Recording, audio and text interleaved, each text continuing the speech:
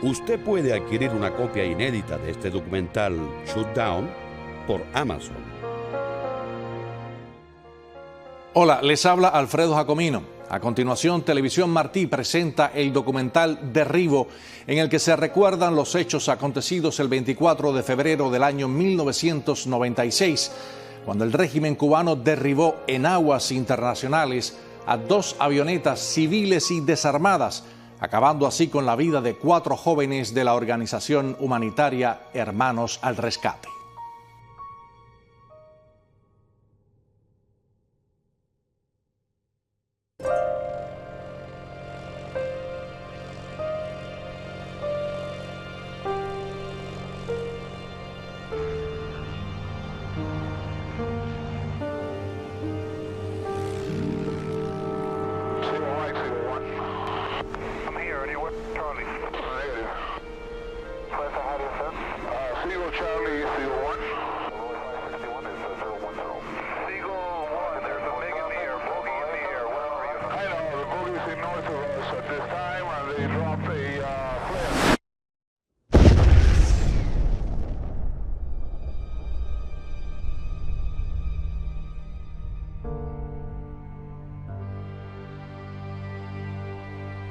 Ladies and gentlemen, I have just been briefed by the National Security Advisor on the shooting down today in broad daylight of 2 American civilian airplanes by Cuban military aircraft.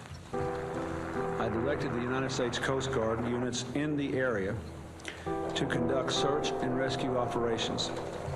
I have instructed our interest section in Havana to seek an immediate explanation for this incident from the Cuban government. Eyewitnesses from the Majesty of the Seas report hearing a large explosion some thought was a military exercise. One passenger caught the smoking aftermath on her video camera. The planes were piloted by Brothers to the Rescue, an organization which aids Cuban rafters fleeing the island of Cuba. The group patrols the 90 miles of ocean between Cuba and the US, looking for people in rafts and small boats attempting the crossing. The 4 men killed in Saturday's shootdown were Mario de la Peña, Carlos Costa, Pablo Morales, and Armando Alejandra Jr. We had never shot down an American civilian plane. We shot down a plane of a terrorist organization based in the US. The MiG-29s knew that the airplanes were civilian and that they posed no threat at all. We had the duty to defend Cuban sovereignty and Cuban independence, and that's what we did. I was struck by the joy of these pilots in committing cold-blooded murder.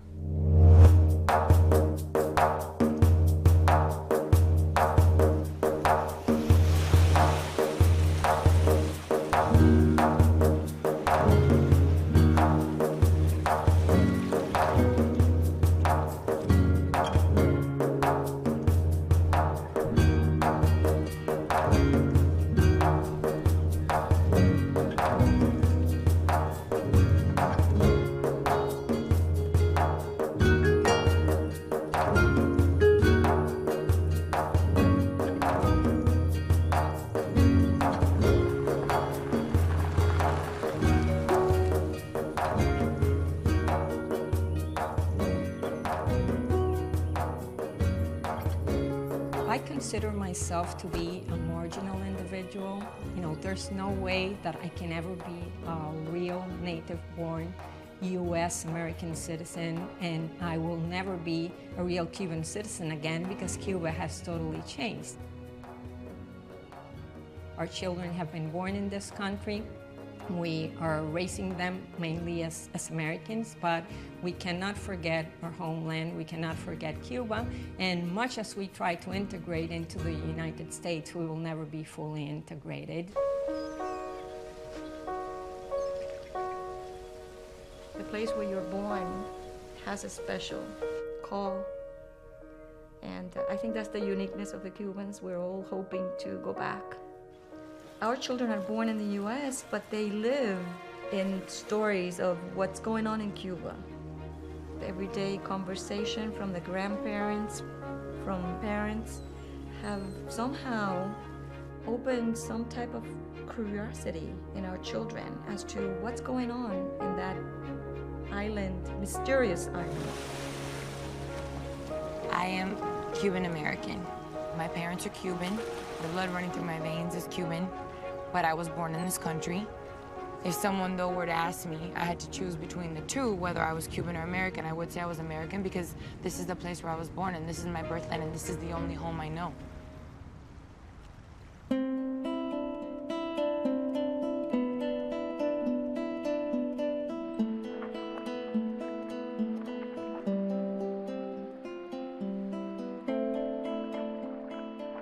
In the several years leading up to the shootdown, provoked by crisis conditions within Cuba, there had been a huge upsurge in illegal immigration. Balseros, rafters, were setting off in any kind of raft that they could construct to try to get to the United States. They were taking down their doors from their homes just to have a piece of wood so that they could take to sea. I can tell you that the people that took it upon themselves to jump in a raft were desperate people. I think the most dramatic case was 2 guys on a single inner tube. If you can think that, imagine that.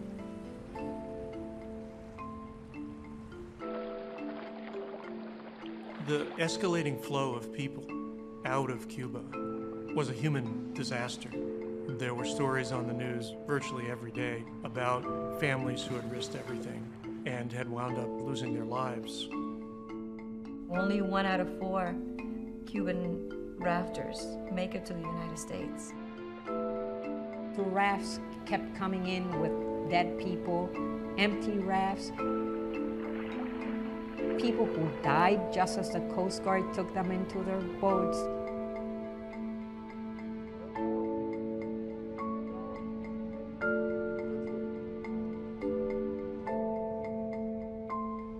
Brothers to the Rescue began as a response to that crisis.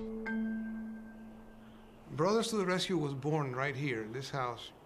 A good friend of mine from the past, Bill Shoes, came over and said to me, Jose, we should try to help the people that are dying right now in the Straits of Florida, organize the fishermen to go there and help them and so on.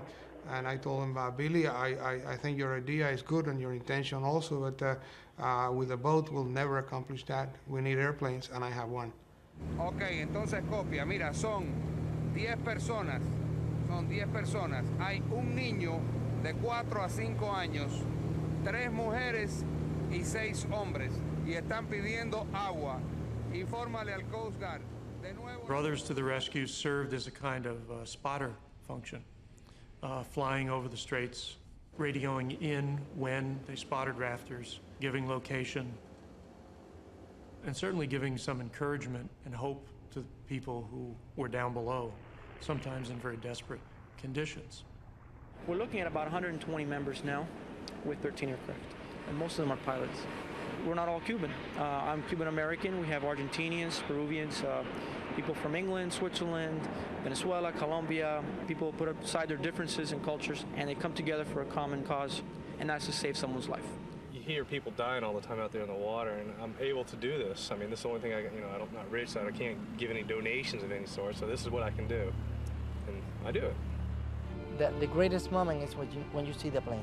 Yes, sir. Good morning. Brothers to the Rescue, November 2456 Sierra, squawking 1205, 1205. That was, the greatest moment, because at that point, you realize that your life came back to you. Until that point, you are dead. You're just waiting for the time, but you are dead.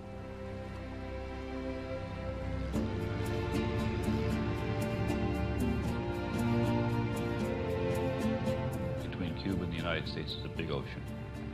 There was a very real need for coverage because the Coast Guard couldn't cover the entire area. So the concept of a civil air patrol flying out over international airspace, looking for people on rafts in harm's way, was a great idea. We had a very positive relationship with Brothers to the Rescue. They saw a lot of things that we couldn't necessarily see at the time. And they provided us a great deal of information. They would let us know when they were going to go out and fly in the area so we wouldn't mistake them for a smuggler. And if they saw something they thought was suspicious activity, they'd give us a call about it and let us know that they saw it going on. Brothers to the Rescue was performing not only a useful but a legal function. They were helping U.S. authorities identified political refugees on the high seas who were entitled to special treatment if they made it to the United States. We just want to save someone's life and hopefully set an example for the Cuban community inside Cuba that if they unite, they can also take care of the problem, which right now is Castro. There is not communism or Marxism in our ideas. Our political philosophy is representative democracy and social justice in a well-planned economy. Fidel Castro desde Oriente, a Batista combatió. Fidel Castro desde Oriente, a Batista combatió. Y en la patria libertó con sus hombres dignamente. ¡Que viva Fidel! ¡Que viva Fidel! ¡Que viva Fidel!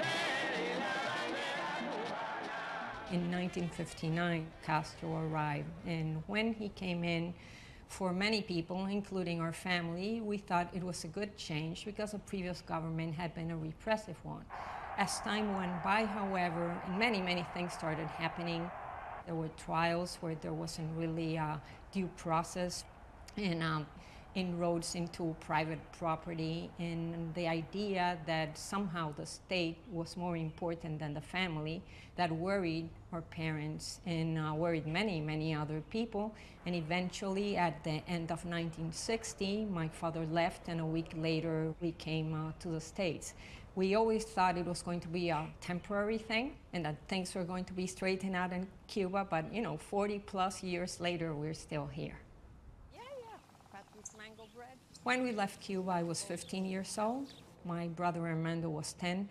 My brother and I were particularly close. I was the oldest and he was the youngest.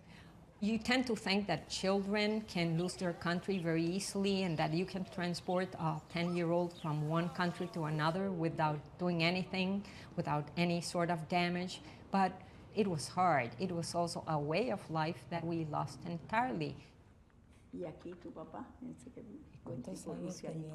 If my father had to choose between being Cuban or American, I don't think that was a question that he would have been able to answer. To him, this country was everything in the world. He could not stand for injustice and he could not stand for oppression, and he had to help.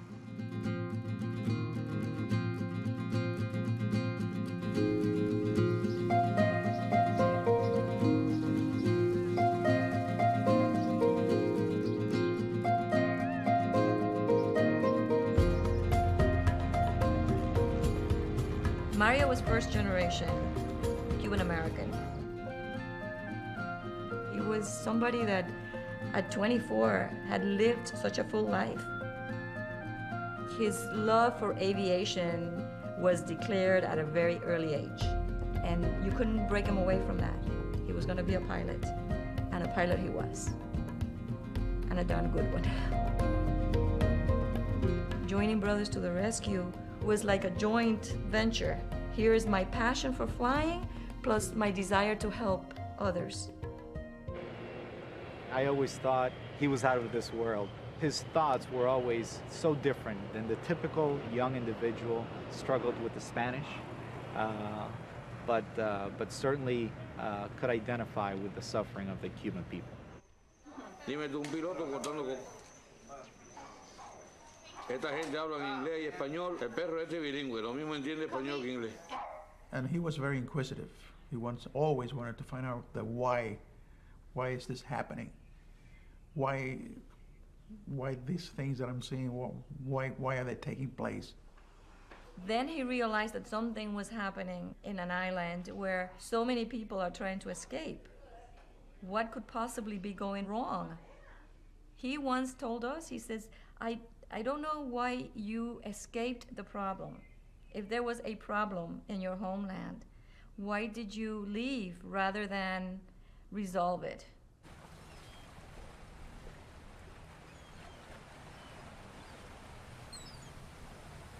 Brothers to the Rescue formed not only to save lives, but to send that message to the Cuban people that the exiles had not forgotten them, and then we were only one country, one people,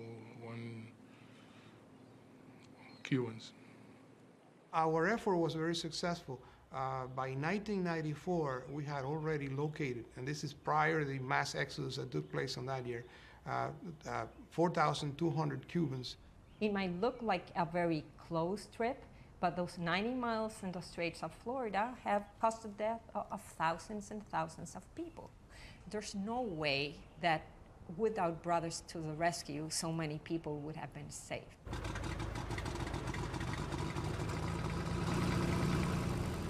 There is a risk involved, no question about it. Not only because we are talking about airplanes, but, it could be accidents, it could be crash landings, bad weather, but the fact that we were dealing with a regime like Cuba, it might have made it more risky. We always thought that the worst that could happen is that they could force us to land in Cuba. We never thought that they were going to shut down planes. I mean, suicides, we are not.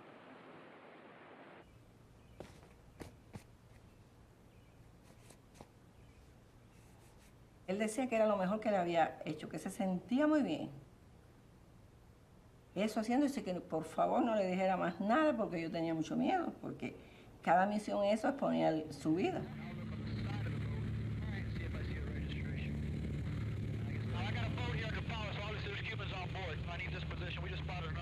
Carlos Costa was a tremendous leader of the group at the time. He was the chief pilot at the time.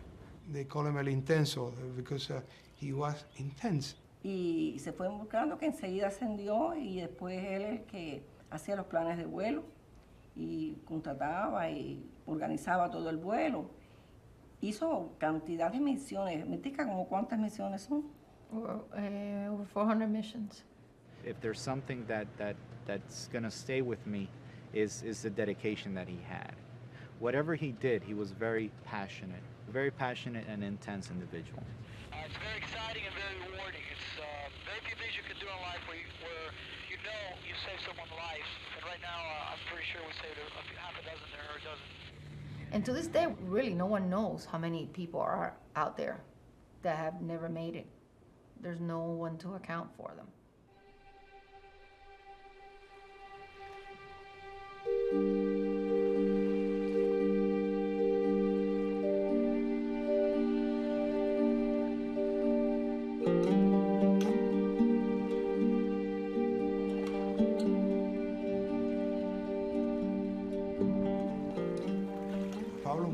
Was a young rafter that we found in the Florida Straits, and out of gratitude he came to work for Brothers to the Rescue, offer himself as a volunteer. He wanted to become a pilot too, and we were going to train him for that, but this occurred.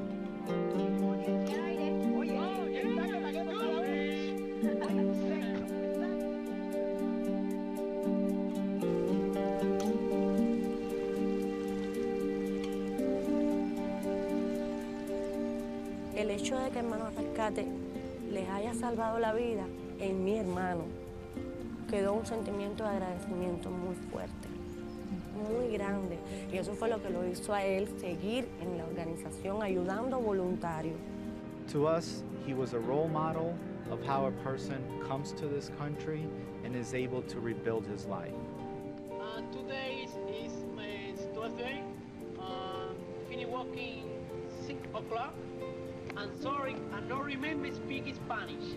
English only. Únicamente hablo inglés y poco español. En las cartas, yo tengo la primera carta que él me manda y nos cuenta la travesía, lo difícil que fue. Él nos cuenta y nos atesora a todos que no vayamos a cometer una locura semejante. Porque el mar es negro, el mar no es azul. Es muy peligroso, mi hermana. Nunca vayas a permitir que nadie que tú conozcas atraviese ese mar como lo atravesé yo. Brothers to the Rescue had a very interesting group of people, and sure enough, we also had, that I know, 2 spies. Maybe there were more, but we had 2 spies in the group because the group became too threatening for the government of Cuba since the very beginning. That message of solidarity and the press that we were bringing along with us was devastating to the government of Cuba and its image abroad. The threat of Brothers to the Rescue against the Cuban government was very strong. because it's a nonviolent organization, and it's been very effective in creating a bond or a bridge between the Cuban exile community and the Cuban people, because they've seen that the Cuban exiles here don't want to go back and take their land or, take their homes, but rather save their lives. Roque was a former major of the Cuban Air Force, and he identified as such with us at the time, and we welcomed him as we welcomed anybody. We did not have a counterintelligence type of thing in Brothers to the Rescue to determine who is who and so on. Our operations were very open all the time. He was a mole. His mission apparently was to infiltrate pro-democracy groups, especially those that are effective. As far as I know, Juan Pablo's mission was to report to Havana on the activities of Brothers to the Rescue. And that's exactly what he did. He very often flew with Basulto himself. He won Basulto over. I mean, he was good at that. He was perfect for Brothers to the Rescue because he could utilize his skills and his knowledge as a pilot to save lives in the Florida Straits.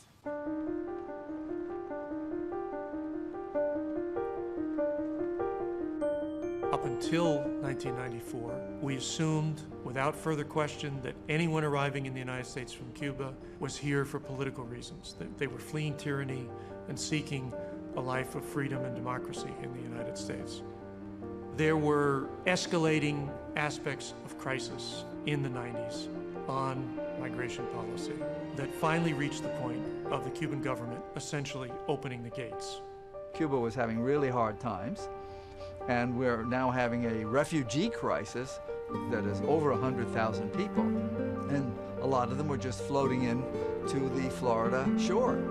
The Florida governor was complaining, the Florida senators, the Florida congressmen were complaining. Do something. The Cuban government discovered that immigration could be a weapon that Cuba could use against the United States.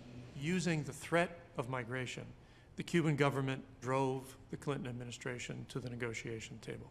The Clinton administration still didn't allow meetings between high-level officials of the United States and Cuba. So Scott Armstrong and I set up a dinner at a house in Georgetown. And after the dinner, Alarcón, the vice president of Cuba, he and Mort Halpern, who had the Cuba portfolio, spent, I think, 45 minutes to an hour after dinner in a private conversation to which I was not privy. Shortly afterwards, an agreement was signed. That set up the policy now of controlling immigration. I have ordered that illegal refugees from Cuba will not be allowed to enter the United States. Refugees rescued at sea will be taken to our naval base at Guantanamo while we explore the possibility of other safe havens within the region. From one day to the next, by a decision of President Clinton, Cubans were no longer political refugees. They were now to be treated like refugees from any other country in the world. Within a few yards of reaching freedom, 6 Cuban refugees try desperately to evade capture by Coast Guard officers ordered to block their entry and return them to Cuba. I remember the image of the people trying to cross the Berlin Wall, and we're acting like the Gestapo or the Stasi and keeping them from coming to freedom. They've been suffering for 40 years. For Christ's sake, enough is enough. An assumption was made that they were coming to the United States for economic reasons, and they would have to prove a well-founded fear of persecution if they were returned to Cuba in order to be granted political refugee status. These people, when they're asked these questions, are in a desperate type of situation. They don't know really what to answer. They have no access to legal counsel, and mostly they are sent back. This was the biggest change in the relationship between the United States government and the people of Cuba since the revolution itself had occurred. And it was made, frankly, without a lot of thought. Whatever your opinion of these changes on the part of the Clinton administration in immigration policy, the actual reason for Brothers to the Rescue disappeared.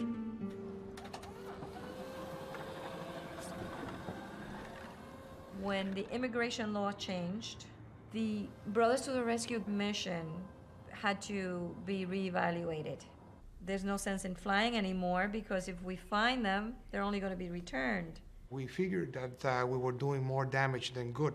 We did not want it to be instrumental in assisting Castro in patrolling the borders of Cuba on his behalf, but we still had the mission to save their lives. So for some time to come, we kept flying, and by dropping the radios, we asked them whether their situation was so precarious that they needed the assistance of the Coast Guard, no matter what, even though they would be sent back to Cuba or not, and that was their choice. After 1994, Brothers to the Rescue changed, and they advocated democracy in Cuba directly rather than indirectly by just helping the rafters.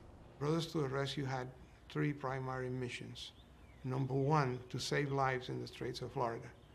Number two, to give a message of solidarity to the people of Cuba, that we, the exile community, had not abandoned them.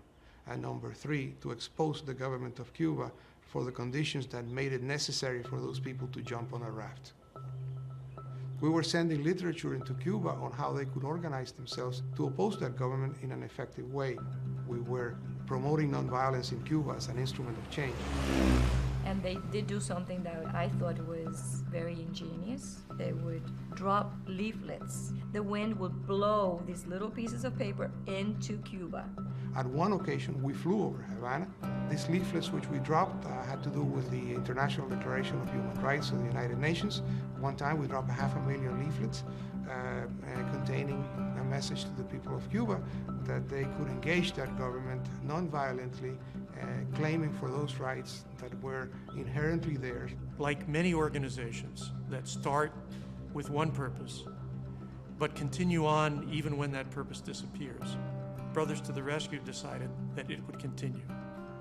Now it was a political weapon to tell the Cuban government that Brothers to the Rescue was capable of defying Cuban authority, of flying into Cuban airspace, of dropping leaflets over Havana. We were doing what we're supposed to do as activists. We were simply demonstrating and bringing the fact to life that a repressive regime exists in Cuba and that nobody's doing anything about it other than making comments, complaints, stating political positions, and expressing desires.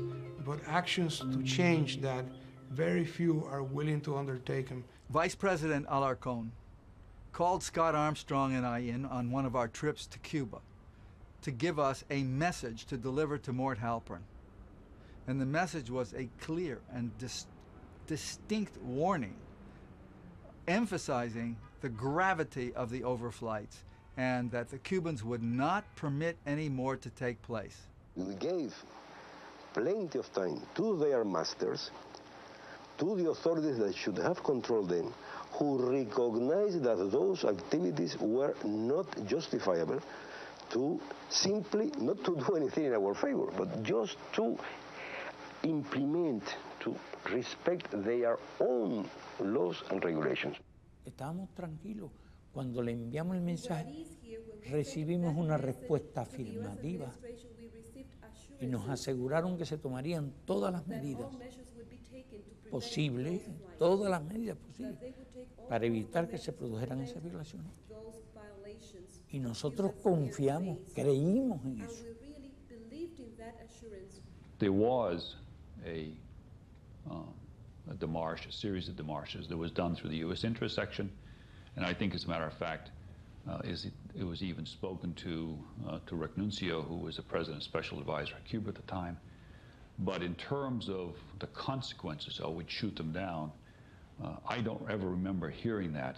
And if it was said, it would have been lost in the rhetoric. When Fidel Castro says, I warned you, I warned you, I warned you, the system stopped taking him seriously because he's been saying things like that for 40 years. You don't know what I would call revolutionary rhetoric and what's real warnings. How many members of Brothers to the Rescue knew that the Brothers to the Rescue they had been flying with 2 years before was not the same Brothers to the Rescue they were flying with now? I don't know. But I believe that many of the people were not aware or sufficiently conscious of what the change in migration policy had done to the purpose and objectives of Brothers to the Rescue. And unfortunately, that change is what provoked the shoot-down of 1996.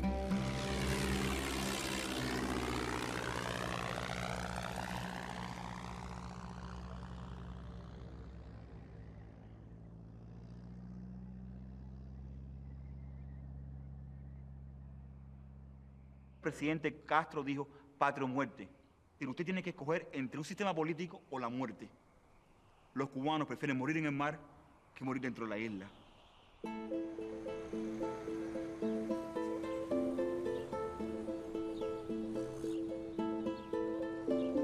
Antes de graduarme de abogado en el año 1986, creé la primera agrupación ecologista y pacifista en Cuba.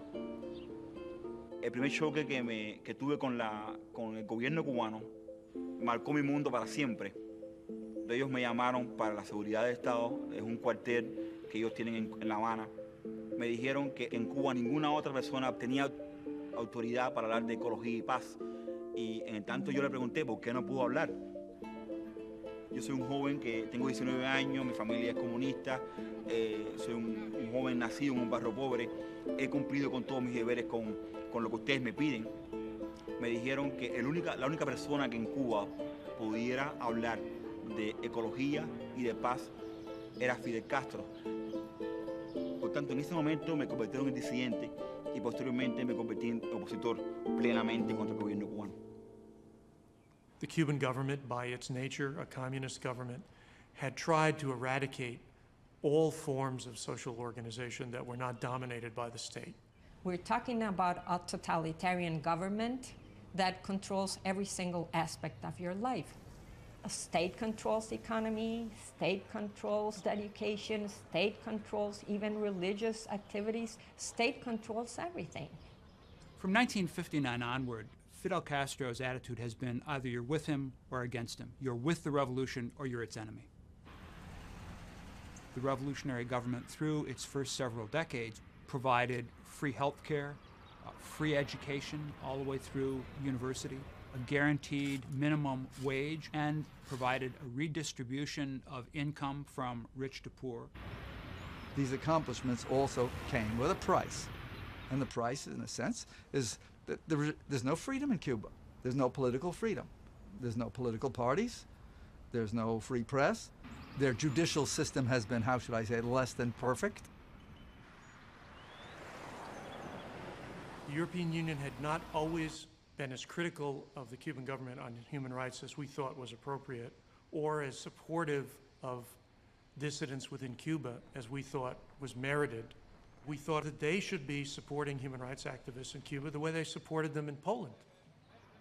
One of the answers they gave was that, well, it was very hard to deal with the dissidents in Cuba because they were so splintered.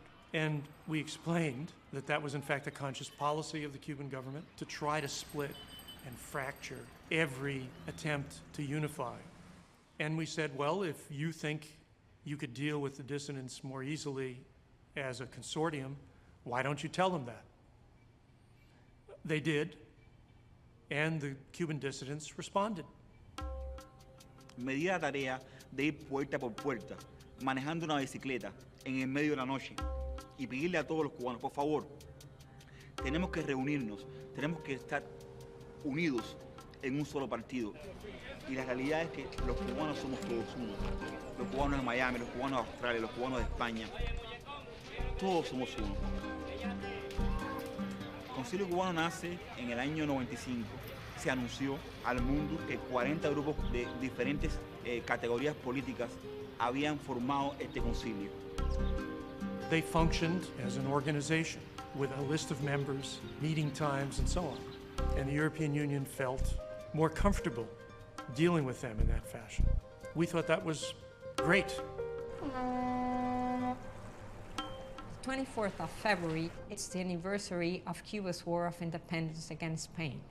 Because this day has historical significance, Concilio Cubano had specifically selected it to meet. I thought it was good that the members of the exile community show their support by being as close as they could possibly be legally to the island on the 24th of February. Hermanos Rescate iba a estar cerca de Cuba, iba a estar cerca del corazón del Concilio Cubano. Personalmente, José Basurto me comunicó, vamos a estar ahí, vamos a estar contigo. The day that the shoot-down occurred was an especially significant day politically. The European Union had just concluded a visit to Havana, had met openly with Cuban dissidents, and demanded of Castro a change if Cuba wished to see relations between the European Union and Cuba improve. And in this political context of external pressure on the Cuban government, of internal pressure from dissidents, we viewed the flight as especially unwise on that day. Concilio Cubano sent numerous letters to the Cuban government explaining that they were capable of free assembly, and the Cuban government just could not have that. El gobierno cubano conocía la naturaleza de la reunión. El gobierno cubano conocía que esta reunión era pacífica. There was a crackdown several days before February 24th, and most of the leaders were jailed. 125 people are being jailed and are behind Cuban jails right now that were trying to exercise their rights. La represalia contra Concilio Cubano fue bestial. Y ellos atacaron a Concilio Cubano con toda su fuerza.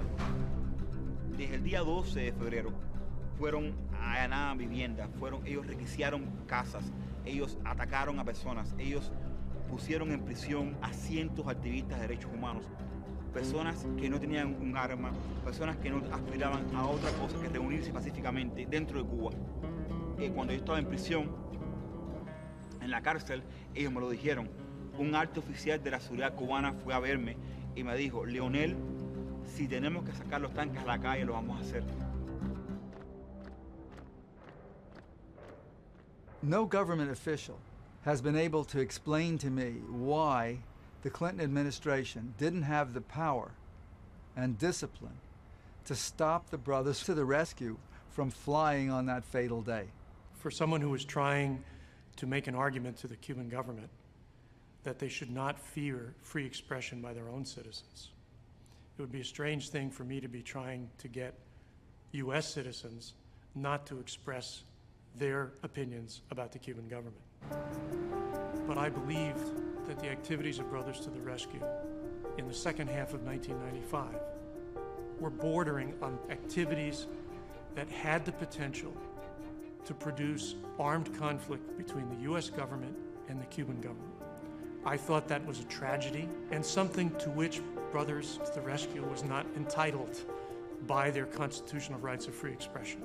Various Cuban American organizations asked José Basulto not to fly to Cuba on the 24th on the search and rescue mission. It was a very sensitive weekend, and they should not attempt to fly that day. I did everything I could to try to deter Brothers to the Rescue from continuing its flights. I did so much that I was eventually ordered by the White House to stop speaking to José Basulto. Nuxio or anybody else from the U.S. government had, first of all, no right to tell us not to fly, and second of all, they didn't ask us or warned us about any impending danger that we were in that Nuxio knew that was in effect. If the Clinton administration didn't want me to fly, Basulto must have said to himself, they would have taken my license away. In fact, the day of the shoot-down, Mr. Basulto's license to fly was suspended.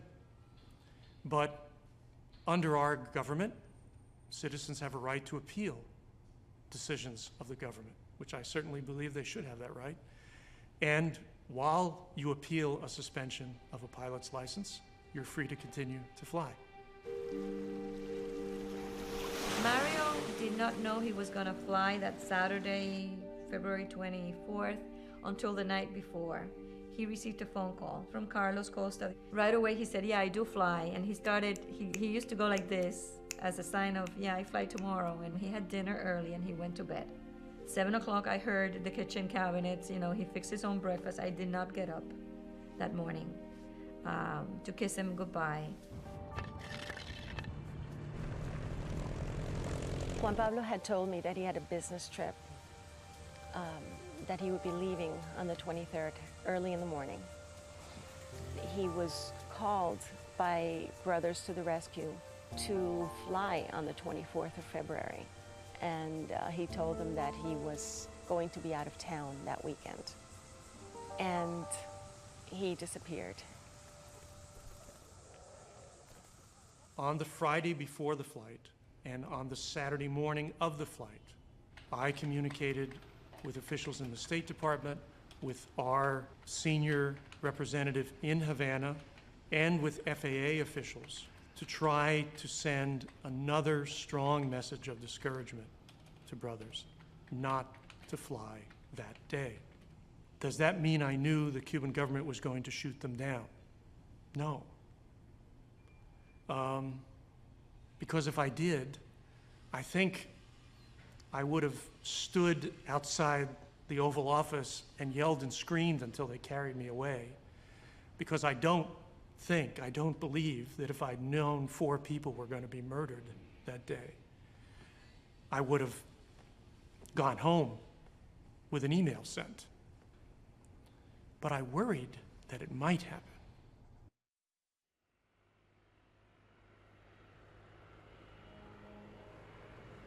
On February 24th, we gathered here in the hangar like any other mission.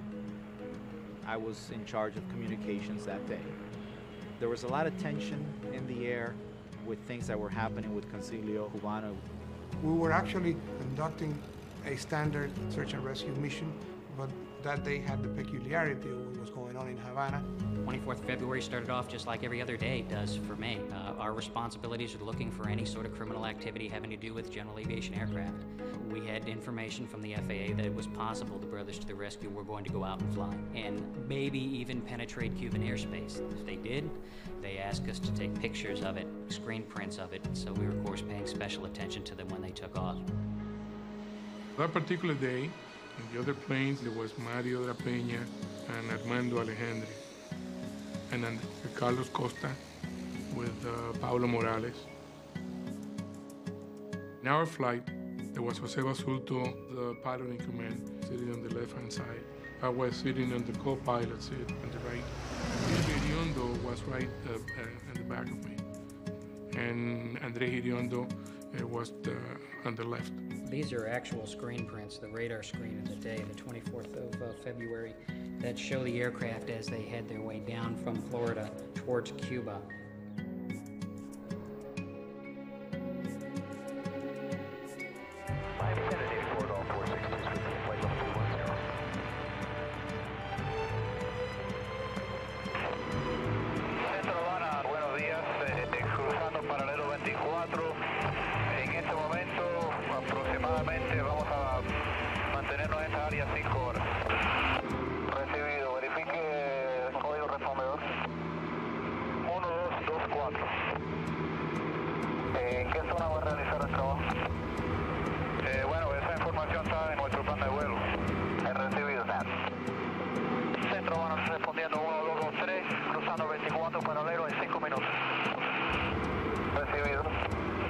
Part of the 24th is the dividing line between the United States and Cuba, and for air control purposes, U.S. takes care of the north, Cuba takes care of the south.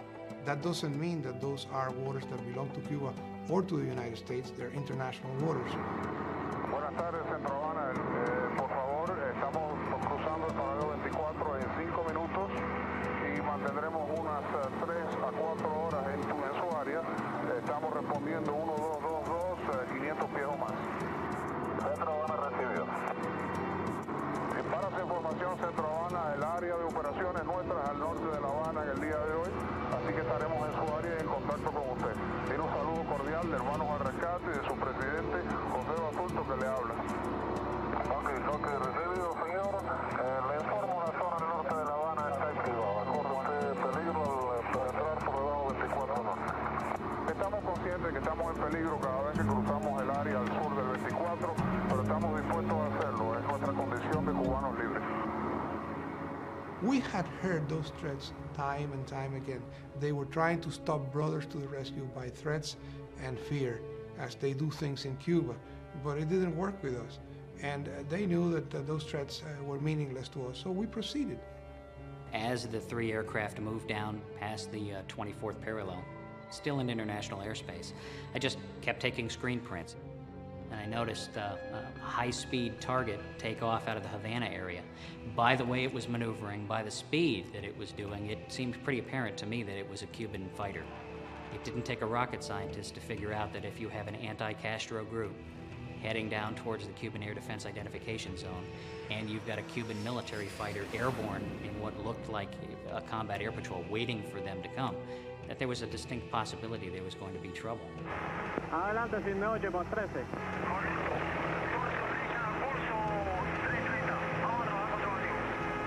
330 por la izquierda. Hay un banco grandísimo ahí. Sí, yo lo vi ahorita. ¿Búsquelo por debajo ustedes? One shot. All right, Charlie. You got that boat in front of you? Not yet. Block mile mark. No, sure, 11 o'clock, you got a boat? Yeah, I'm over 5 of it. Get ready. Mike is 23, 28, 82, 29. You want me to wait for you here? Yeah, why not? Definitely we were flying further south than normal, mainly because we had the Iriondo couple with us, and Sylvia was so excited to see the shoreline. For the first time, she was looking at the Havana skyline, and she wanted to take some videos and so forth. I called the Southeast Air Defense people, and I asked them if they saw the high-speed primary target, which is just our technical terminology for a fighter aircraft. I said, do you see the high-speed primer? And they said, yeah, we see it. I said, well, you know, it looks like a MiG to me heading into international airspace, heading right for the United States. I think people would expect you to do something about it. And they told me, we are. I said, don't worry, we understand it, we've got it all under control. Don't worry about it. And so I hung up. Mike is going to stay around 8230.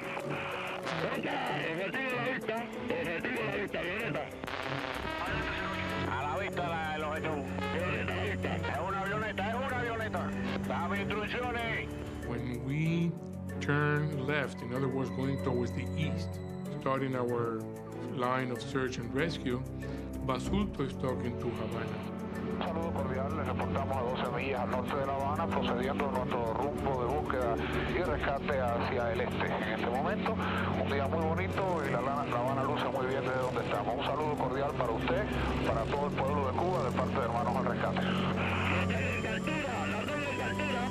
I saw MiGs coming by.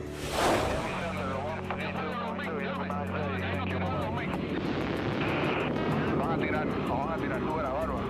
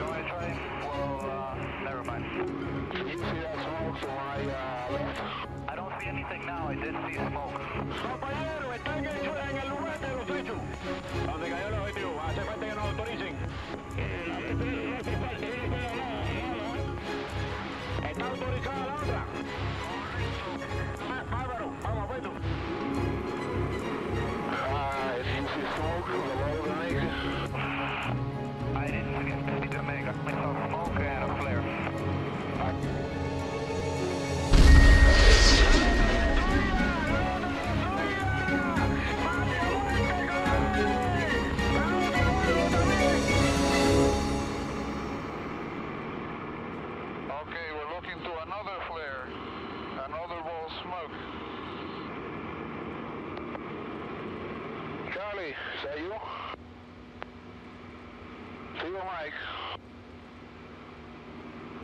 Sigo Mike, sigo Juan.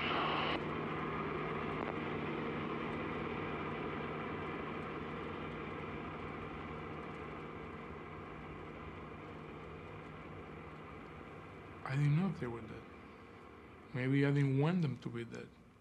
I couldn't tell them they are dead. I didn't see him dead.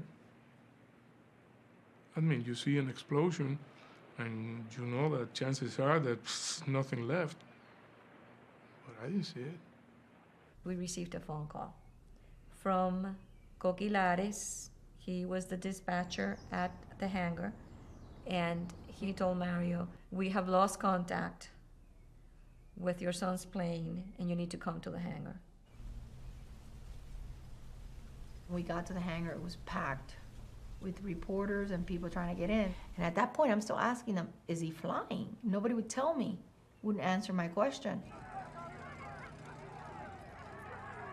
Something very tragic that we have dreaded for a long time, I believe happened today. I believe we lost our first pilot. I still had hope that maybe they would have been forced to land in Cuba and they've been arrested. That was my hope. Never thinking that they were actually shot down. Jamás en mi corazón ni en mi mente pensar que me lo fueran a pulverizar en el aire. Jamás pensar que mis propios hermanos cubanos fueran a tocar un botón para hacer polvo la vida de mi hermano. Eso nunca, porque mi hermano no estaba en guerra. What I envisioned was like a little bullet or something hitting like a wing and knocking it into the water. And I couldn't sleep that night at all because I was just wondering what my dad was doing floating in the water. Castro had put out a piece of news that there was one pilot, one survivor from the shoot down, and that he was talking. All the families started calling around and said, there's a survivor, it might be my son, or it might be my brother, it might be whatever. And I never believed that. Then I remembered the night before at the hangar, someone had said that Juan Pablo Roque had infiltrated Brothers to the Rescue and had gone back to Cuba the day before. Right away, the thought of a pilot alive speaking, I said, that's Juan Pablo Roque. That's Juan Pablo Roque. He's back in Cuba and he's part of the Cuban government. Now, we insisted and insisted and insisted that they keep on searching to the point, and they said, we are not searching any further because our intelligence tells us that the missiles were so powerful that never are we going to find anything. I mean, there is no trace of them, there's nothing to find in the ocean, there's no debris, there's absolutely nothing.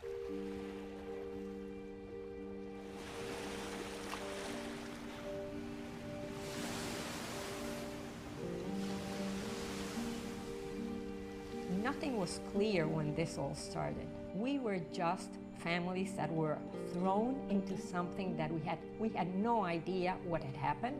It took us a while to even believe that there had been a shoot down and they were dead. Castro wasted no time sending out communications and press releases internationally. Tenemos con nosotros un piloto de ese grupo de violadores que tantas acciones contra nuestro país ha realizado. Hasta hace unas horas estuvo con ellos. Este piloto sabe mucho. Roque's mission was to appear in front of the media and explain to the media that that day we had, again, a terrorist activity in progress, that we had been shot down, that he survived, and that he was the only survivor, and he was blaming, of course, me. The last time I saw Juan Pablo Roque was on the 23rd of February in the morning when he was leaving to go on this alleged business trip. The next time I saw him, I witnessed his walking down the stairs of Cubana de Aviación airplane on television as the reporters and the FBI arrived and surrounded my home. It's devastating. It's really devastating because to everyone it's a big fat story, but to me it's my life and the person that I love. He was very consistent, persistent, reliable, You know, a single mom with 2 kids. Those are qualities that will win you over. Nowhere in my mind could I accept that he had lied to me for 4 years and used me for 4 years and everything had been a fraud, a facade. Esa es la idea central y ese es el mensaje que ha querido José Basurto mandar al mundo de la organización Hermanos de Rescate. El alma de esa organización es una organización contrarrevolucionaria.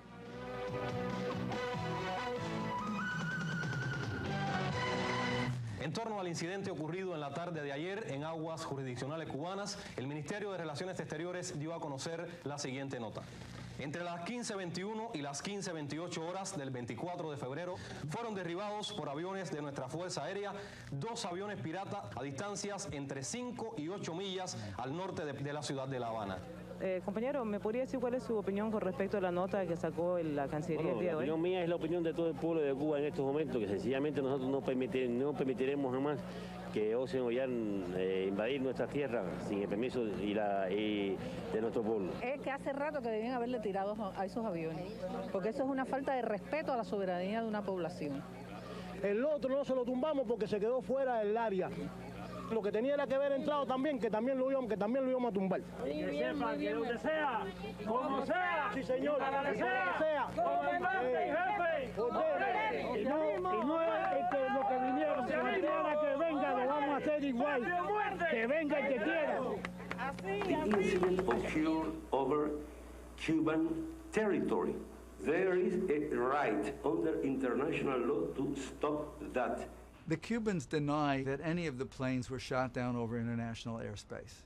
The Cubans maintain that all 3 had entered Cuban airspace and 2 of them were shot down over Cuban airspace.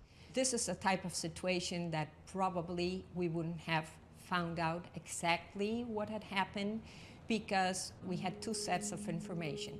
Cuban radar had them penetrating their territorial waters. U.S. radars had them outside. We were lucky enough that there were 2 boats underneath where the planes were shot down. One was a fishing vessel. Boom, he hit that thing and tumbled about 3 times and fireballed. First plane went down about 25 miles from Cuba. The second plane went down about 28 miles. The other was cruise ship, Majesties of the Sea, that immediately took radar positions with several different instruments. Looks like a flare going off under the wing. And about that time, a missile shoots out from it. And I look down and there's a small plane banking. Boom, gone. This is what turned out to be internationally the location of the shoot down of the planes and the location that was believed. The Cuban government had not really followed international norms, and in subsequent investigations of the shoot down, that came out very clearly from a variety of international organizations. The 3rd planes, piloted by Basurto, did penetrate Cuban airspace briefly in a line parallel to the Cuban coastline. They were taking videos of the coastline of Havana. 2 of the planes proceeded west-east close to Cuban territorial waters. These 2 planes were always outside Cuban airspace. There is no doubt in my mind that planes intruding on U.S. territory and deemed to be hostile would be shot down, no matter where they were. And I think that the Cubans responded in exactly the same way. So this question of, if you like, the exact letter of the law is, I think, quite meaningless. They were going to shoot him down, then they shot him down. They weren't concerned with that kind of legality. I say they, I mean the Cuban government, and certainly not the MiG pilots. It's never appropriate to shoot down what are known to be civilian planes that have shown no hostile intent and no evidence of armament, whether it's over international airspace or not over international airspace. Not even after 9/11, not even with the changes in international aviation law that have happened after that, there's a very set protocol. You dip your wings, you fly next to the plane, you escort the plane to the ground, you establish radio communications. There is no way that you can shoot down a civilian aircraft without going through all of these warnings.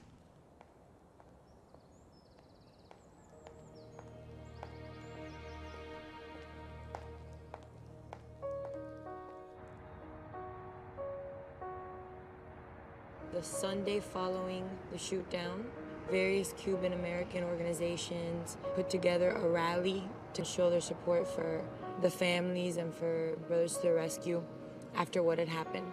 It is within our power to be sure that the world does not misunderstand what happened off the coast of Florida. What happened off the coast of Florida in international airspace 7 days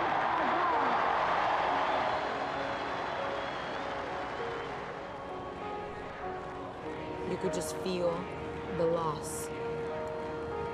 Everyone knew that something really sad had happened to our community that day.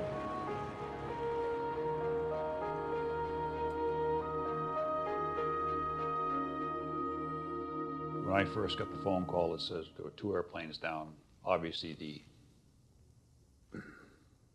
your heart goes out to the families who were shot down. And is the Coast Guard on station? How can we help the Coast Guard with search and rescue? Then the next is kind of anger. I knew instantly that all the work that a lot of very good people were doing, trying to move this policy of hatred away from the precipice, was down the drain. For 46 minutes, MiGs were heading toward the United States and not one F-16 was set up. There's a serious breach of security that needs to be explained by the U.S. Air Force, by the Defense Department, and we need to find out why all this happened. Why were U.S. military aircraft not sent to protect U.S. civilian aircraft, even after a U.S. Customs radio officer placed an emergency call to the United States Air Force? The pilots were sitting on their airplanes with their engines running, ready to go and assist our planes, and never ordered to leave. That, in my book, creates a situation of complicity. Brothers to the Rescue was an obstacle in the relations between Cuba and the United States, and since the government of the United States under Bill Clinton could do nothing legally against us, they decided to let something illegal take place. Later on, in personal conversations with people who were associated with the air defense group, I said, look, I know you guys. I know fighter pilots. I know you wanted to go after those Cuban interceptors. You lived for this opportunity. And the comment I got back was, yeah, we did want to go. In fact, the boss was pounding, literally pounding on the console, asking for permission to launch. There had been instances in the past where there were MiGs in the Straits of Florida, and we would receive calls from F-16s suggesting we turn around and report back to Yopalak Airport. That day, we didn't receive any calls or any radio communication advising us that there were MiGs in the area and that there was a hostile environment. I don't see that the U.S. had to take any action just because there were MiGs flying. MiGs had flown close to Brother to the Rescue planes 5 or 6 times before. The MiGs flew all the time. We monitored when they took off, when they landed. They were flying a combat air patrol, 90 minutes, 70 minutes, depending on how much fuel, so many days a week. It was almost a routine. There was a normal pattern of activity from my perspective. When the first plane went off the radar screen, there was cause for concern, but the reaction would not have been immediate because this has happened many times before when they were flying low to spot a rafter. So the mere fact that you lose plane from radar does not signify that the plane is shot down. By the time everybody understood what was happening, and again, we're talking about seconds and minutes here, the second plane was gone too. Nobody expected the Cubans to come out into international airspace.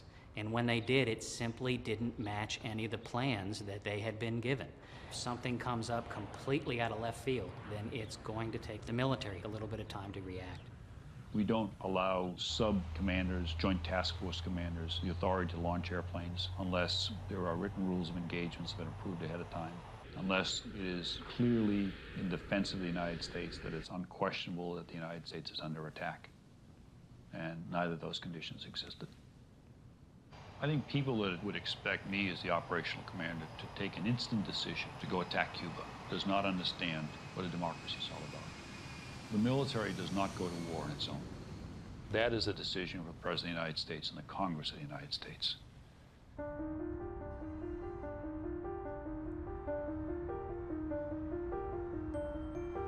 The downing of unarmed, defenseless civilian pilots calls for a strong response. I'm tired of hearing the word exile. They are United States citizens.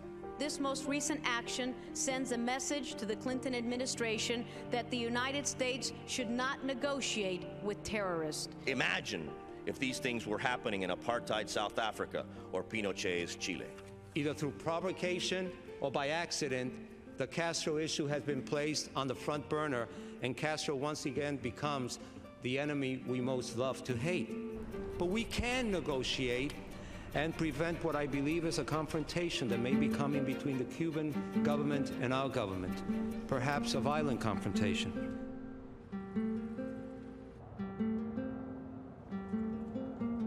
United States have to do something about this. If they wouldn't want to do something, they should let us do something. Us, the Cuban here in Miami, will do something. We are going to continue confronting the Castro government. You have our pledge.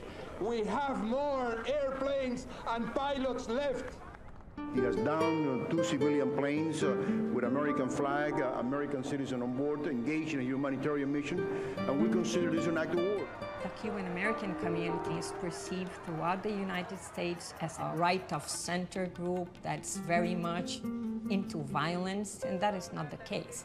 We run the gamut from people who are total pacifists to people who would advocate violent overthrow of the government. However, those are the two extremes. Most of us fall somewhere around the middle. Armed conflict is the last thing that everybody wants. We don't want that. But I think there's much can be done yet to send in Castro a strong message. You're the one who has to change. You're the one who has created this mess. It's up to you to change or you'll go down. If you could talk to Castro, what would you say to him tonight? Drop dead. Like every other bureaucracy, you have a responsibility to give the President of the United States options. And they range from do nothing to attack. One military option was a strong military option. There would have been more than one strike, and perhaps even an expeditionary force. Then there was a moderate military option, which would have been a punishing option, a few rockets shot here and there. And then there was the least painful option in terms of bloodshed, and that was for Clinton to sign the Helms-Burton bill. And Clinton, thank God for his wussiness, chose that third option.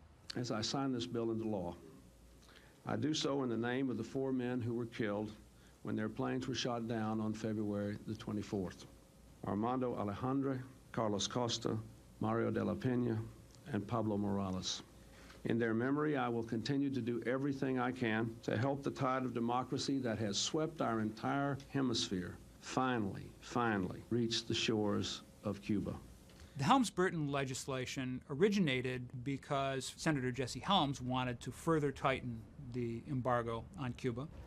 But there was a lot of opposition because some elements restrict the rights of foreign countries to do business in Cuba. So it had this extraterritorial quality which caused a great deal of commotion and anger among U.S. allies. Most of the rest of the world believes that our policy towards Cuba should be based on the interests of the United States, the national interests of the United States, and be a foreign policy, when in fact our Cuba policy is more like a domestic policy. It's more about voters in Florida and New Jersey than it is about what the national interests of the United States should be with regard to our relations with Cuba.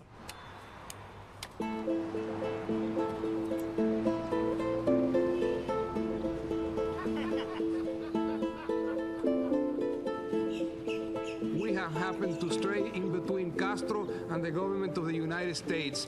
They are trying to maintain this as a status quo situation that has prevailed through the last 30-some years, and we are being an obstacle to that. We're bringing the case of Castro once again back into the public eye, into a public review, and this is something that the U.S. cannot permit us to do. I believe that Mr. Busutto is either very foolish or very reckless in his conduct.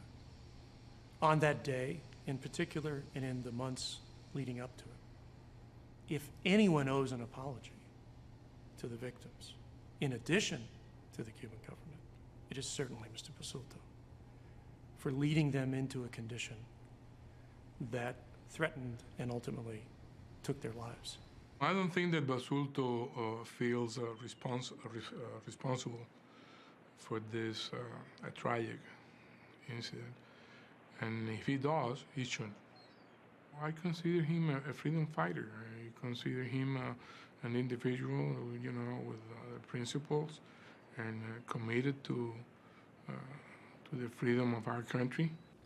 I was the lead aircraft on that mission. I was the one flying closer to Cuba.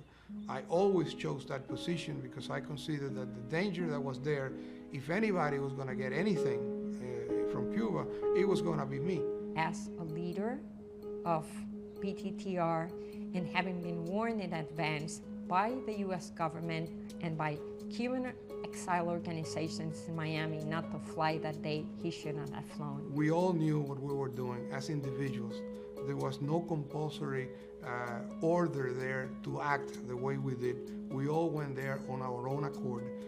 And we knew that every time that we flew close to Cuba, it was dangerous. I honestly do not think that any of them were aware of the dangers as he was.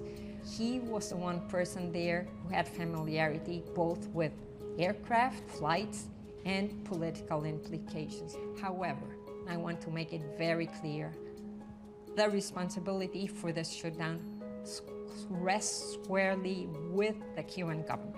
It was Fidel Castro as head of state, Raul Castro as head of the armed forces, every single individual down the chain of command, up to the pilots who shot down the aircraft who are responsible for this.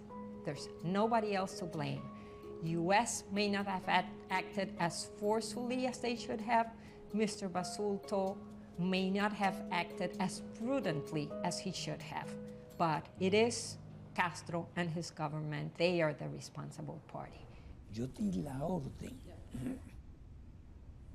de comunicar a la Fuerza Aérea que no se podía volver a permitir lo que ocurrió el 9 y el 13 de marzo. Pero estas operaciones son muy rápidas. Entran en cuestión de minutos.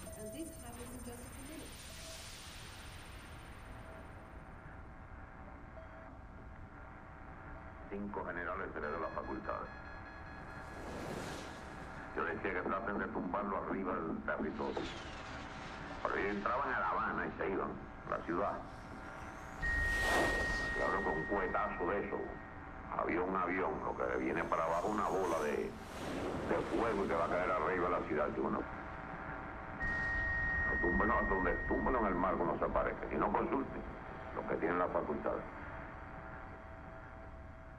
Ellos tenían la facultad de hacerlo. Bueno, y yo asumo la responsabilidad de eso. No trato de eludir en lo más mínimo la responsabilidad.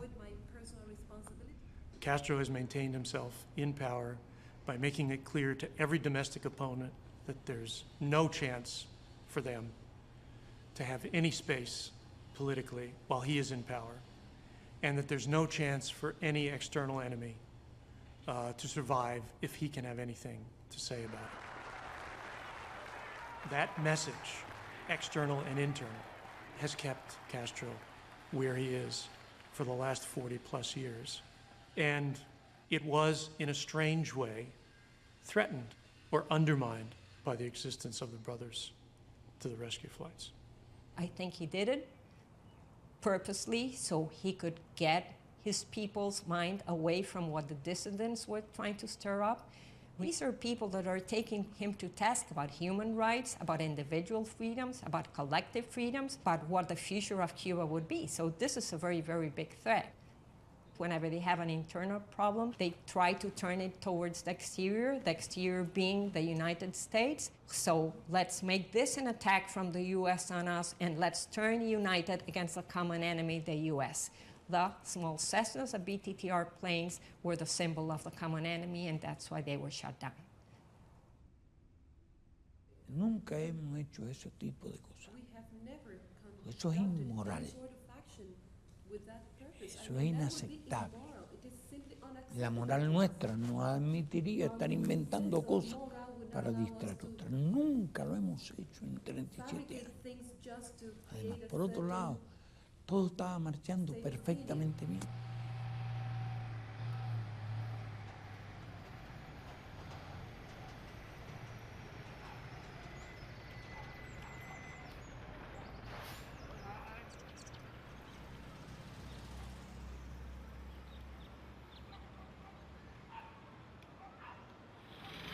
There very quickly came to be a political consensus both in the Congress and in the Clinton administration that passing the Helms-Burton legislation would be the United States' response to this shoot-down. I believe that the response of the U.S. government, it was an election year, it was targeted at the Cuban American community, and it was not targeted at the fact that it was a violation of human rights, and justice was meted in a very small dose, if at all. I was kind of naive.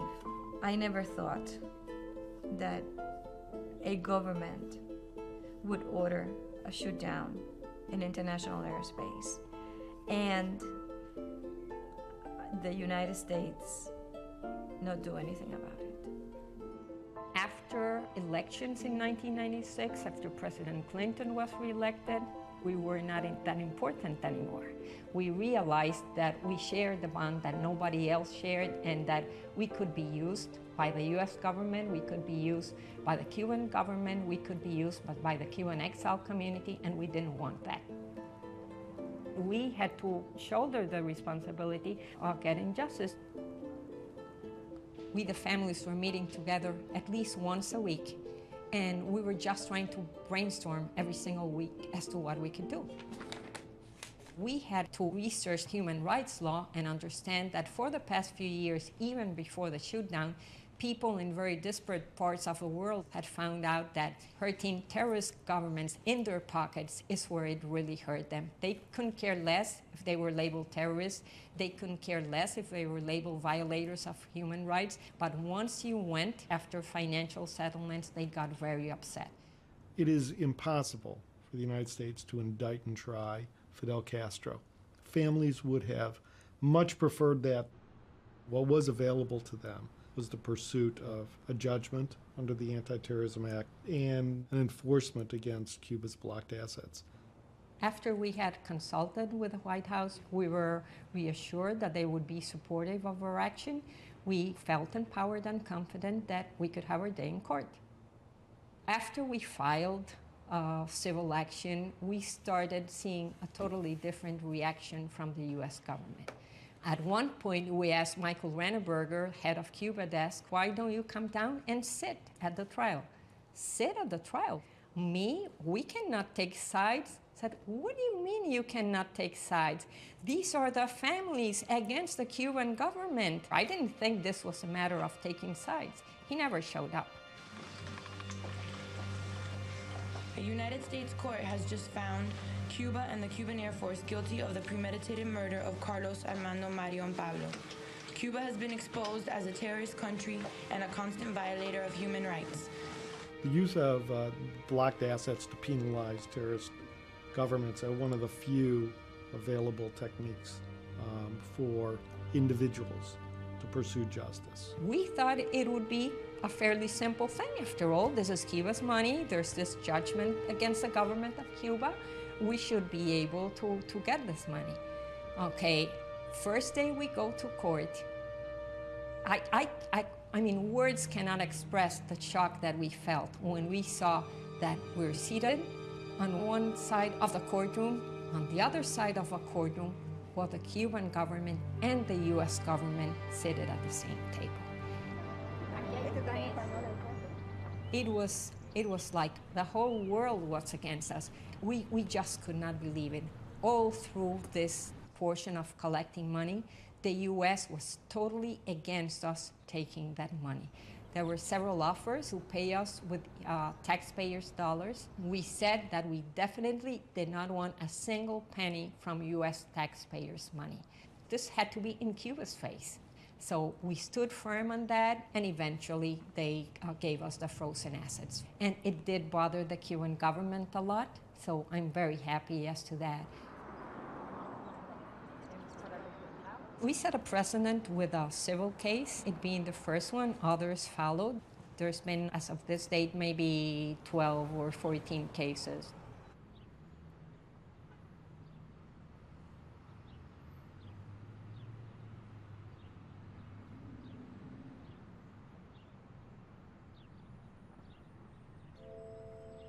The U.S. government has to make a strong stand against every single act of terrorism, no matter where it occurs, no matter what group of population it occurs to, no matter if your beliefs are different from those of the people who were killed. That doesn't really matter. What matters is if someone's human rights are violated, your human rights are being eroded.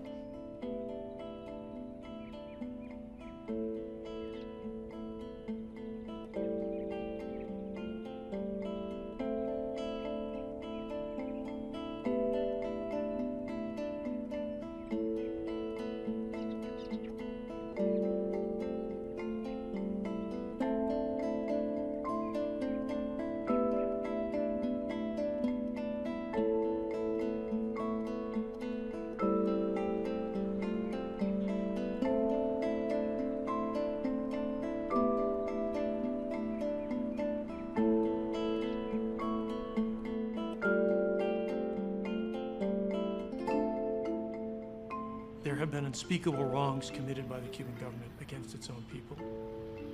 There have been wrongs committed against the Cuban people by others, including the U.S. government. And that, for the good of the future of Cuba, is going to require a process of reconciliation.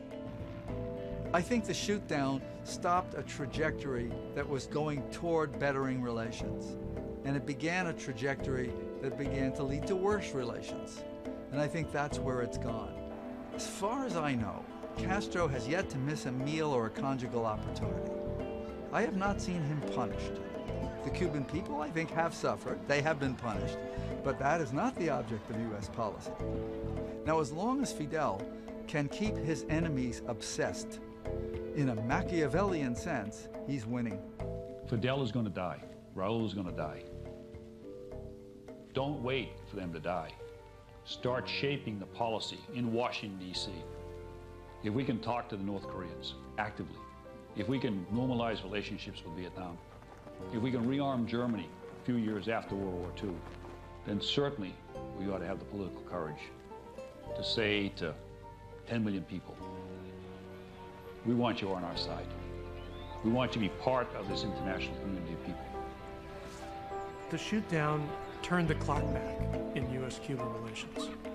It provided a cover for the Cuban government to destroy Concilio Cubano, a cover for the roundup and imprisonment of more than 100 people on the island. It increased the likelihood that someday there will be American troops in Cuba dealing with problems like the problems we're dealing with in Iraq. I hope I'm wrong about that. I really hope I'm wrong about that.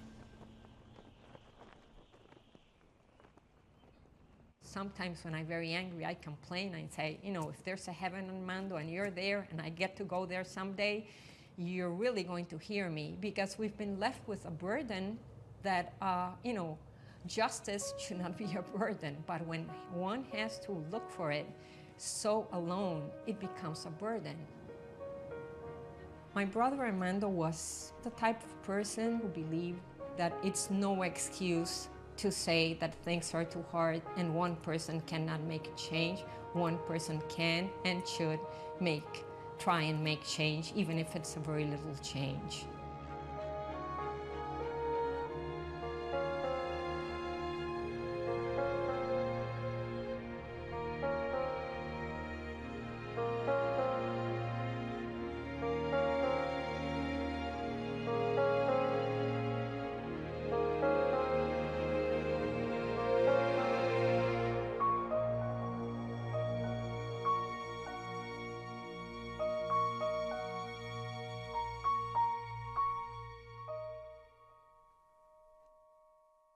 Usted puede adquirir una copia inédita de este documental Shutdown por Amazon.